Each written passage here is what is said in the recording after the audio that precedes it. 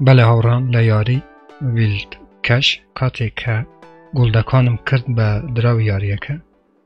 لیرانه چی نسر بشی والد سواب ترانسفر مایا بارزانم کلیک لسر یکی UHGT هر وکوازانم که 818 هزار گلدم کرده UHGT لیرانه ماکس یکی سواب یکی و دواتر ویزرو یکی و ادرسی بایننسکت ادیتی با اوی بیتانا و تراس والید بلام و باشتره برزانم لیستادم دراوه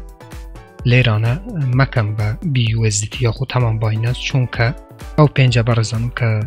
همای 5-0 پیشانه در وکو لیرانه بینن صفرکانی کم بکاته و نرخی که باشتر با خواه بگری با اوی ایوه بفروشن او کاتی قازانجه که باشتر بکن